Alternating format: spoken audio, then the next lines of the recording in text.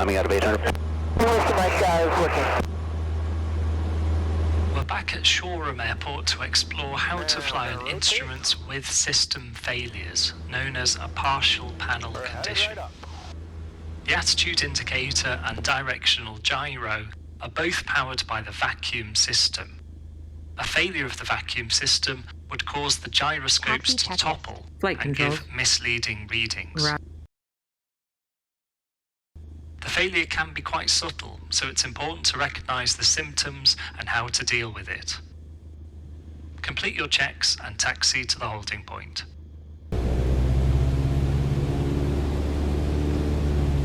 Information Charlie, 17470, wind 090 at 6, visibility 10, sky conditions 7,500 scattered, temperature 18, dew point 11, altimeter 3014. Instrument aircraft expected visual approach, runway 13 in use. Notice this, Chairman. Runway 220 closed. Are you sure about that? Radar. ILS glide path and localizer operating unmonitored. Okay, so I've got the ATIS, I've got the information I need. They say Golf Foxtrot Sierra Alpha Charlie, cleared for line-up and take-off. Runway 20, the wind is calm. That was just... Takeoff and climb to altitude 2,000 feet. I'm pre-takeoff checklist, doors, windows, everything's good. Landing light, don't need it, probes are on, and I'm ready to go. Sagacine Tower, Cessna 5165 Bravo is holding short of 13, ready for departure. That's it. 65 Bravo, maintain runway heading. I'll call the left turn for the pattern. Runway 13, intersection Bravo 1, clear for takeoff. Cessna left down to base. My instruments have been clear for takeoff, 65 Bravo, left back. Hey, Tower 96 Alpha Tango, you need me to hold the upwind or can I turn? You can start the right turn, number 6 Alpha Tango. I've got an extra about just coming up 5 miles southeast, so we join the down. Early turn will be great, thank you. Tower, clear for takeoff. And then 1 Whiskey Mike traffic just by the towers, the Sierra Center right turn westbound climbing out of 700, just keep an eye out. Oh, here we go. Fuel.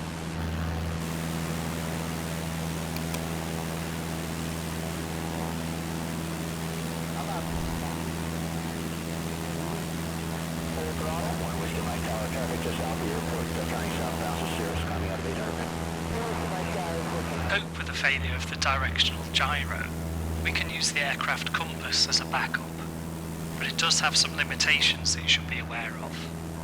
Turning to a heading near east or west is simple and requires no corrections. However, turning to a northerly or southerly heading introduces compass indication error. Level off and maintain an altitude of 2,000 feet.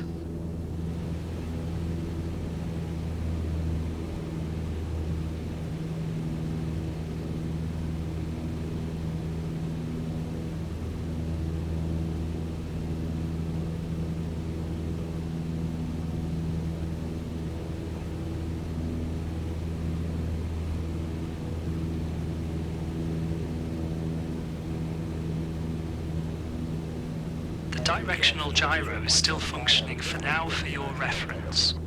Notice when turning that the indications of the DG and the compass appear to turn in opposite directions.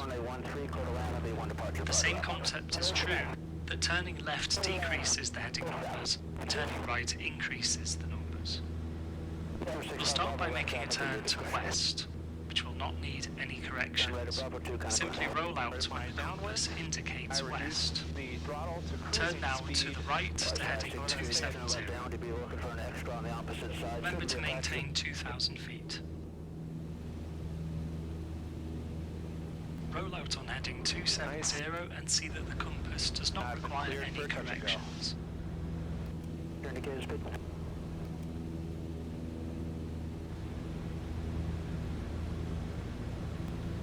Now we'll make a left-hand turn to south, heading 180.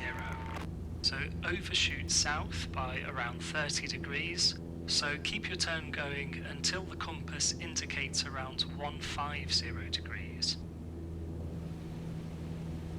There's passing south on the compass, keep the turn going until the compass indicates 150. The directional gyro is now deactivated, so can no longer be used. Your heading reference from now on is only on the compass.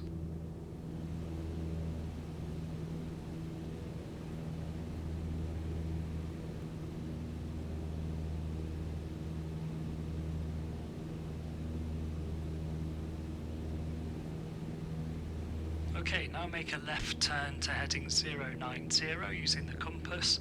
Again, as it's east, it will require no compass corrections. Good, simply roll out on heading 090 on the compass.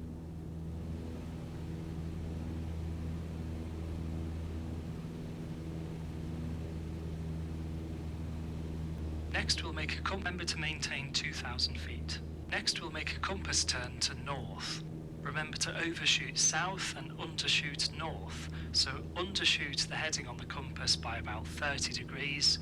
So when you see 030 indicated, start your rollout.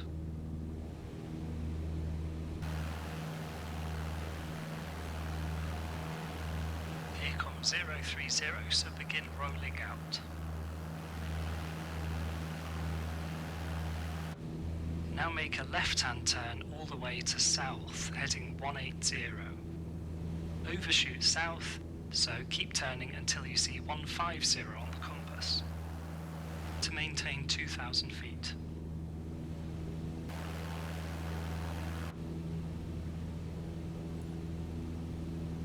Good, and there's an indicated 150, so start rolling out.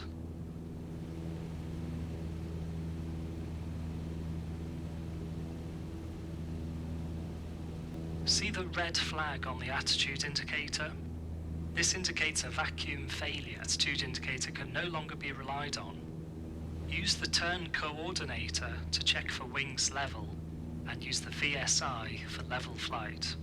With the attitude indicator failed, we're now mostly reliant on the VSI and the altimeter for our vertical navigation. Remember the 10% vertical speed rule of thumb to help you level off smoothly. Again, that's if you're climbing at an example of 500 feet per minute, begin your level off with 50 feet to go. Try a climb now to an altitude of 3,000 feet.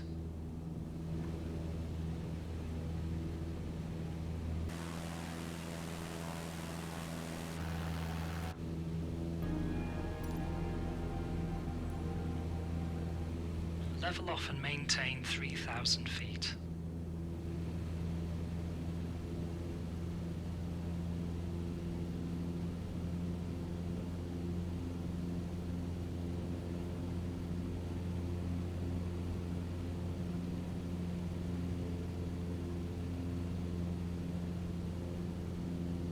Without the attitude indicator to help you, you know you're in level flight if you maintain the VSI at 0.